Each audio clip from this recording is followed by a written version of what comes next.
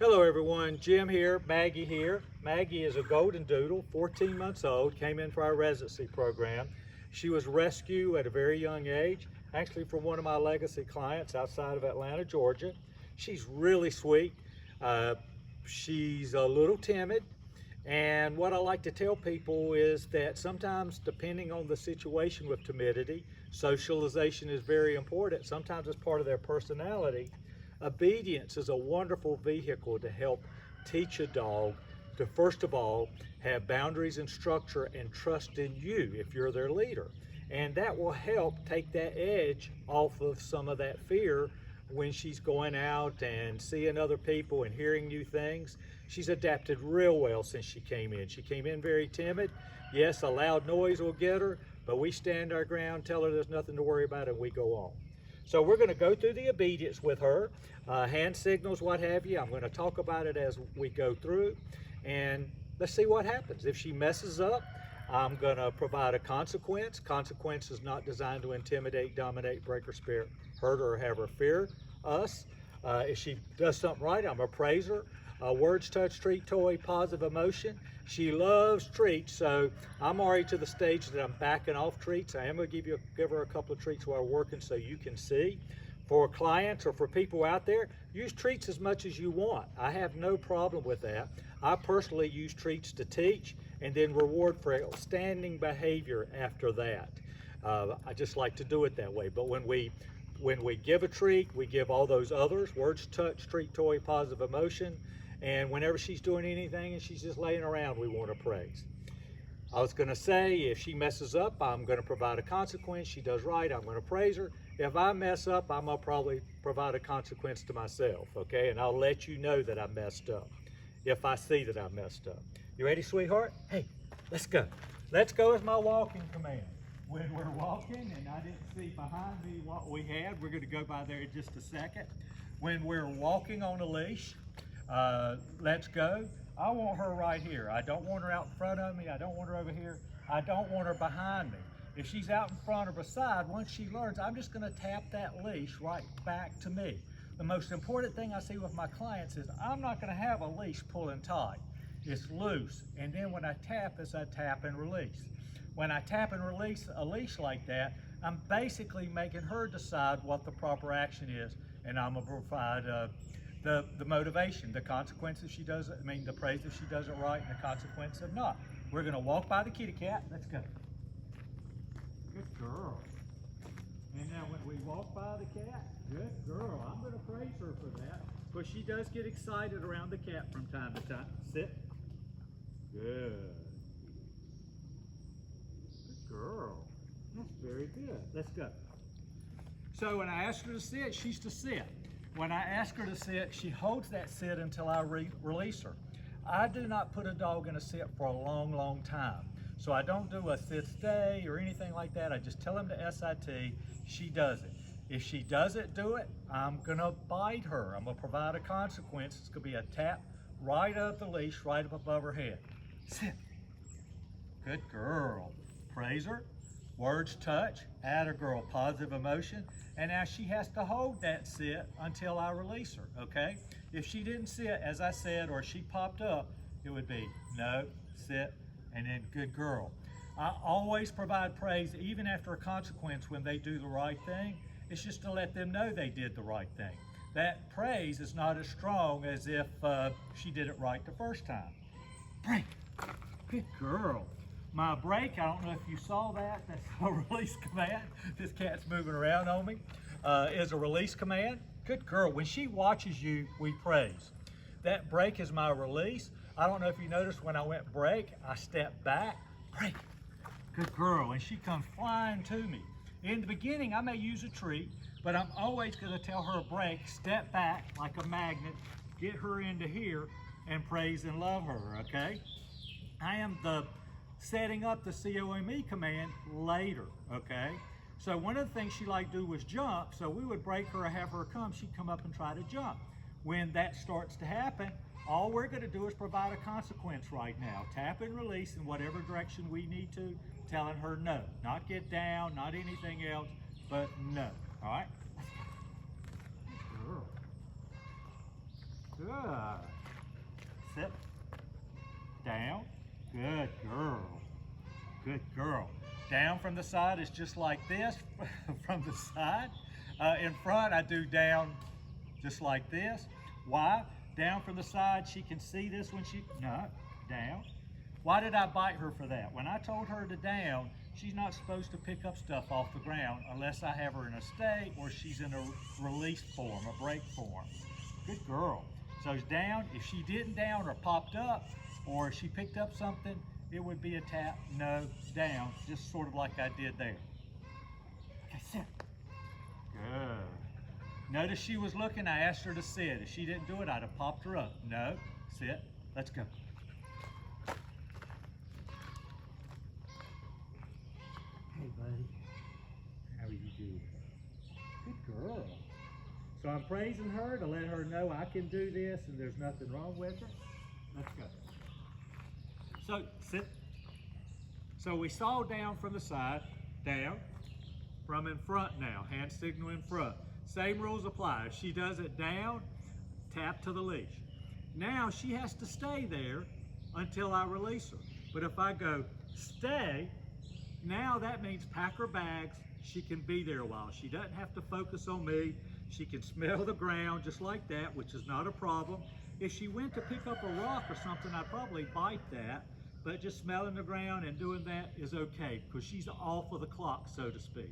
She still has to stay there. She could roll over on her side and go to sleep if she likes. She could chew a bone, I don't care. Normally I do a down stay in the beginning, probably once or twice a day for 5, 10, 15 minutes, work up to that 15 minutes. And what I like to think or believe is that asserts you as the leader. When you ask her to down, she's basically submitting to you.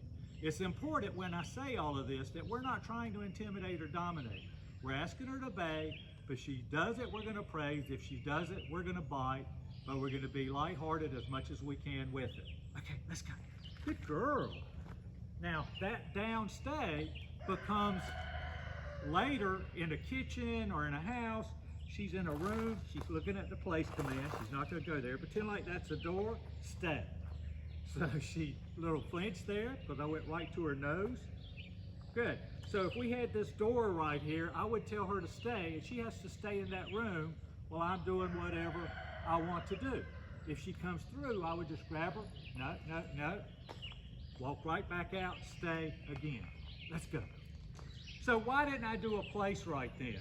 Because I saw she wanted to do it, and I wasn't going to feed her and let her tell me what to do. I'm going to come back to it here in just a second. Let's go.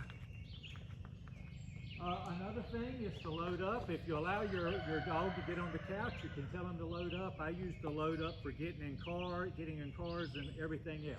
All right, baby, load up. Good girl, good girl. Right. Girl, good girl. So now we broke up the PLACE. Now we'll place. Atta girl, good girl. We'll give her a treat. Place is lay down, sit down, stand up, read a book. I put her on the bed, I want her to stay there. She can easily do this for a couple of hours at a time. Don't mind that smelling, but if she was to step off, I would bite her. No, no, no, place. Right back to the center of the bed. Good girl, let's go. So you notice I said, let's go. I could have given her a break command just as well or told her to come. Having said that, it looks like I've got another cat getting ready to come up here. Haven't had this for years. You'd have to go way back in my archives to see cats all in my video. I like it. It's good for the dogs. Caught me off guard this morning, but I still like it. Sit. Ooh, that was a little slow. Right. So she did it, good girl, but it was a little slow. Now what I like to tell my clients, when something's a little slow, I'm gonna think about it the next time, because if this continues on, I'm gonna do a consequence, and what am I gonna do? Tap straight up, all right? Let's go.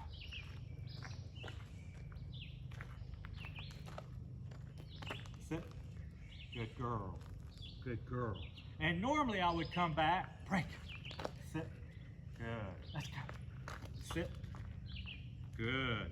I would do it a few times just to dot the I, so to speak.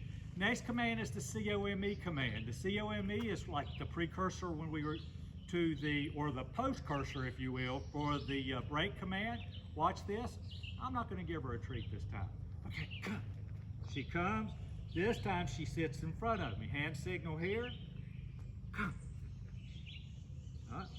No. Come. Good girl. Come. Didn't bite her hard. Break. I just think I caught her off guard. So now we're walking. Come. Good girl. Break.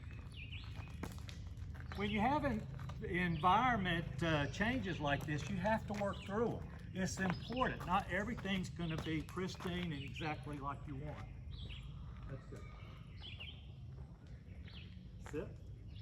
Next command is the heel command. The heel command is a much tighter let's go. It's right here, right with you. When you stop, she sits. I use it for traffic areas primarily, markets, things along those lines. Hand, heel, we walk, we stop, she sits. Good girl. Heel, watch me turn off. Now she's coming right back into that box. Did you see that? Good. Heel. We go. Turn around. Notice how she's turning around. And notice how after I turned around, I kept walking a little bit. If I'd have stopped in the middle of a turn, if I'd have stopped when I stepped out, there is no way she could have been right here beside me. So it's my job to make sure I walk out and straighten out to a point that she can get straight, stop, and sit. And now she's holding that sit until I release her. Good girl. Let's go. So I think that pretty much, might not have said it loud for you, I said it plenty good for her. Good girl. I think I've covered everything. Really important. This was not planned. We worked with it. We dealt with it. It's important to know that our dogs have to learn, even in strange environments or different environments, that they have to behave.